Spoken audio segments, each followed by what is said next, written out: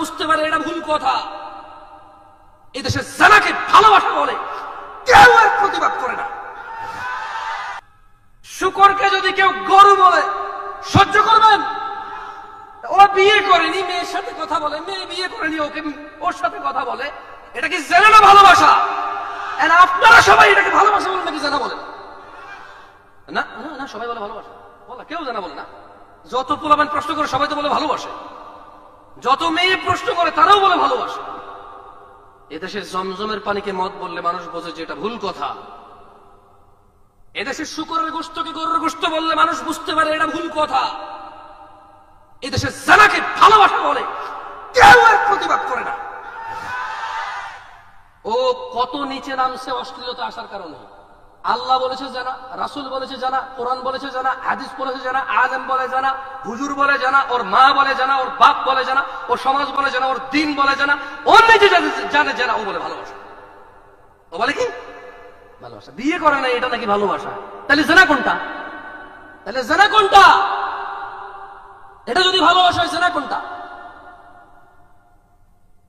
আল্লাহ আমাদেরকে বুঝার তৌফিক দান করুন। যে কোরআন তেলাওয়াত করলাম না বেশি। আজকের এই উপস্থিতি যারা আছেন, যারা ইলম অর্জনের জন্য এতটুকু এসেছেন, রাসূল সাল্লাল্লাহু আলাইহি ওয়াসাল্লাম বলছে যে ব্যক্তি ইলম অর্জনের জন্য আল্লাহর রাস্তায় বের হয়, আল্লাহ সুবহানাহু ওয়া তাআলা তার জন্য জান্নাতের রাস্তা সহজ করে দেন। ছোট ভাই আমার, যদি কোনো হারামে লিপ্ত থাকো, খবরদার এখন স্টপ করো। তুমি তো মারাও যেতে পারো, আর তুমি যাকে পছন্দ করো সেও তো মারা যেতে পারে। তুমি বিয়ে করলে মেয়ের ভাগায় নিয়ে যায়, অথবা তুমি হারামে লিপ্ত আছো, এটা অ্যাক্সিডেন্টে মারা যেতে পারে না? ফিরে আনতে পারবা? ফিরে আনতে পারবা মৃতকে? কেন এমন করছো? তাহলে এগুলো বন্ধ করো। আমি তোমাকে বন্ধ করাতে পারবো না, এতটুকু আস্থা রাখো। তোমার পূর্বে কোন অশ্লীল মানুষ সফল হয়নি, তুমি আর তোমার পরে কেউ সফল হইতে পারবে না।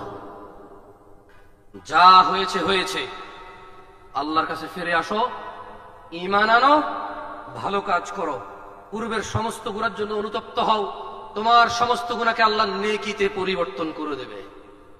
এটাই সূরা ফুরকানে আল্লাহ বলেছেন, আকুলু কওলি হাযা ওয়াস্তাগফিরুল্লাহ লি ওয়া লিসাইরিল মুমিনিনা ওয়াল মুমিনাত ফাস্তাগফিরু ইন্নাহু হুয়াল গফুরুর রহিম।